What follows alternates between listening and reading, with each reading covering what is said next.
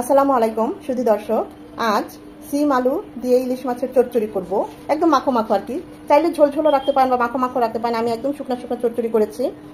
এটা খেতে অসম্ভব মজা, গরম ভাত দিয়ে এতটাই ভালো লাগে, অনেক দিন পর্যন্ত এই টেস্ট মনে লেগে থাকবে, এইটুকু বলতে পারি। তো দেখতেই পাচ্ছেন কতটা লোভনীয় হয়েছে।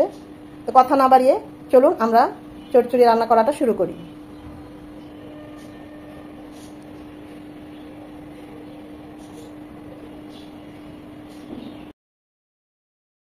সিম আলু দিয়ে ইলিশ মাছ রান্না করব, একদম চচ্চড়ি করব, খুবই খেতে ভালো হয়।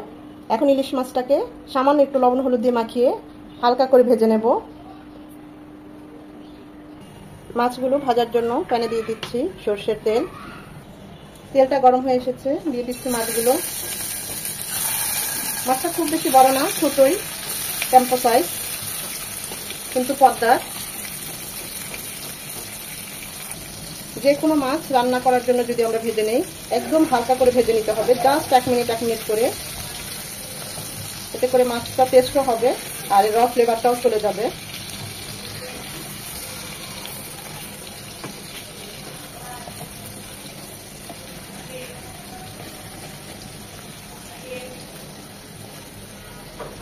রান্না করা মাছ কখনোই কড়া করে ভাজা যাবে না, তো টেস্ট নষ্ট হয়ে যায়, মাছটা হার্ড হয়ে যায়। জাস্ট 1 মিনিট করে 2 মিনিট ভেজে নেব।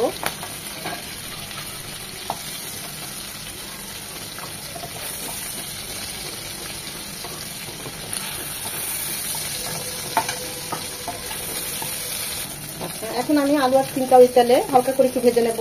প্রথমে আলুটা দিচ্ছি, আলুটা 1 মিনিট ভাজার পরে আমি সিমটা দেবো, যেহেতু আলুটা একটু হার্ড, সেটাও খুব হালকা করে একটু ভেজে নেবো, আর কিছুই না। এটা টেস্ট দেখবেন অনেক গুণ বাড়ে।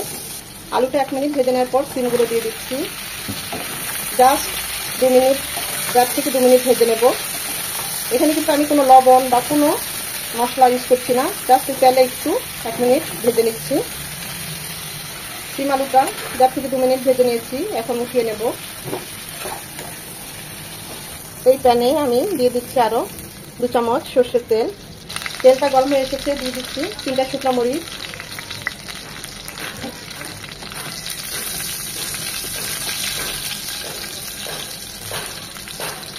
একটা বড় সাইজের পেঁয়াজ কুচি। পেঁয়াজ কুচিটা নরম হবে। পেঁয়াজটা নরম হয়ে এসেছে, দিয়ে দিচ্ছি 1 চামচ আদা রসুনের পেস্ট। আদা রসুনটাকে 1 মিনিট ভেজে নেব, যেন ঝাঁঝালো গন্ধটা চলে যায়। আদা রসুনটাকে 1 মিনিট ভেজে নেওয়ার পর 1/2 চামচ একটু বেশি আছে, 1 চামচ একটু কম হলুদ গুঁড়ো, আর 1/2 চামচ মরিচ গুঁড়ো, 1/2 চামচ ভাজা জিরে গুঁড়ো একটু গরম পানি দিয়ে গুলিয়ে দেব। গুঁড়ো মশলা একটু পানি দিয়ে গুলিয়ে দিলে বাটা মশলা টেস্ট আসে। এখন মশলাগুলো খুব ভালোভাবে কষিয়ে নিতে হবে। আমি তো এখানে 1/2 চামচ মরিচ গুঁড়ো দিয়েছি, ঝালটা যে যেমন পছন্দ করেন ওই অনুযায়ী দিবেন। আমি আবার কাঁচা মরিচ মাঝখানে কেটে দেবো, সেজন্য আমি মরিচ গুঁড়োটা একটু কমিয়ে দিয়েছি। ঝালের আর লবণের পরিমাণটা বলছি না। মশলাটা খুব ভালোভাবে কষিয়ে নিতে হবে, কারণ মশলাটা যতটা ভালো কষানো হবে রান্নার টেস্ট তত ভালো হবে। মশলাটা কষানো হয়ে গিয়েছে, আমি যে সিম আলুটা ভেজে নিয়েছি সেটা দিয়ে দিচ্ছি। মশলার সাথে খুব ভালোভাবে নেড়ে চেড়ে মিশিয়ে নেব। 2 থেকে 3 মিনিট সিম আর আলুটা মশলার সাথে কষবে। 2-3 মিনিট সিম আর আলুটা কষিয়ে নেওয়ার পর দিয়ে দিব ফুটানো পানি। আমি যেহেতু চচ্চড়ি করব তাই আমি 1.5 কাপ পানি দিলাম। আপনারা যদি ঝোল ঝোল রাখতে চান পানিটা আরেকটু বাড়িয়ে দিবেন, ঝোলের যেরকম পছন্দ অনুযায়ী ঝোল রাখবেন ওই অনুযায়ী পানিটা দিবেন। ফুটে আসা পর্যন্ত অপেক্ষা করব 2 মিনিট, বলক হবে 1 থেকে 2 বার, এটা বলক আসবে সিম আর আলুটা।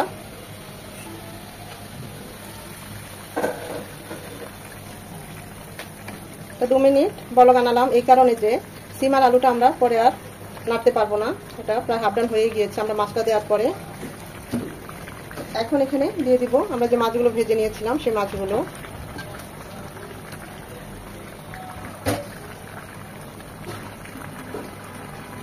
এটা ঝোল ঝোল রাখলেও এক ধরনের টেস্ট, আর একদম শুকনো মাখো মাখো পোড়া পোড়া করলে এটা আরেক ধরনের টেস্ট। দিয়ে দিচ্ছি স্বাদ মতো লবণ, কাঁচা পাকা মরিচ আমি মাঝখানে কেটে দিয়েছি ঝালটা বের হওয়ার জন্য। এটা একটু ঝাল ঝাল হলেই ভালো লাগে, সিমের তরকারি তো ঝাল ঝাল হলে বেশি ভালো লাগে। এখন এটা রান্না হবে 8 থেকে 10 মিনিট।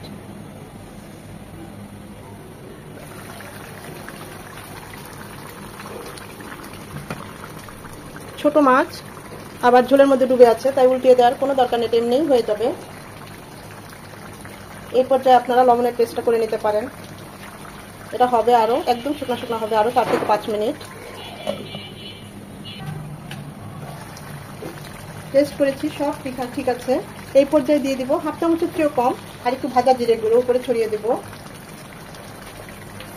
এখন ঢাকা দিয়ে দেব ফ্লেভারটা যেন আমাদের সিম আলু ইলিশ মাছের চচ্চড়িতে ঢুকে যায়। মাশাআল্লাহ, ইলিশ মাছের খুব সুন্দর একটা সুঘ্রাণ চলে এসেছে। আপনারা চাইলে এই মাখো মাখো ঝোলটাও রাখতে পারেন গরম ভাত দিয়ে, কিন্তু আমি আজকে একদম শুকনো শুকনো চচ্চড়ি করব, তাই আরো 3 থেকে 4 মিনিট হবে। এখন আর ঢাকবো না, এভাবেই ঝোলটা টানিয়ে নেব। এখানে একটা টিপস আমি প্রায় বলে থাকি, রান্নার শেষ পর্যায়ে বা মাঝে আপনার ঢাকনাটা এভাবে একটু খুলে রাখবেন, নতুবা এমনি সরিয়ে 1 থেকে 2 মিনিট সরিয়ে তারপর আবার ঢেকে দিবেন রান্না। এতে হবে কি, রান্নার খুব সুন্দর একটা গ্লেজ চলে আসে এবং তেলটাও উপরে উঠে আসে। দেখবেন রান্না খুব সুন্দর একটা গ্লেজ দিচ্ছে এবং চারপাশে সুন্দর একটা তেল উঠে এসেছে। এই টেকনিকটার জন্যই দেখবেন বড় বড় রাঁধুনি বা বাবুর্চিরা তারা কিন্তু এই টেকনিকটা ফলো করে, তাই আমি আপনাদের সাথে শেয়ার করলাম। নামানোর আগে ধনেপাতা কুচি দিয়ে দিব। আসলে মাখো মাখো ঝোল ঝোল এক টেস্ট, আর এইরকম চচ্চড়ি শুকনো শুকনো করলে আরেক ধরনের টেস্ট। নিচে যেন লেগে না যায় সেদিকে আবার খেয়াল করতে। এখন আমি চুলাটা অফ করে দেব। আমাদের রান্নাটা অলমোস্ট ডান। দেখতেই পাচ্ছেন কতটা লোভনীয় হয়েছে, আর ইলিশের মাছের ঘ্রাণের কথা কি বলবো, পুরো ঘর ছেয়ে গেছে ইলিশের গন্ধে।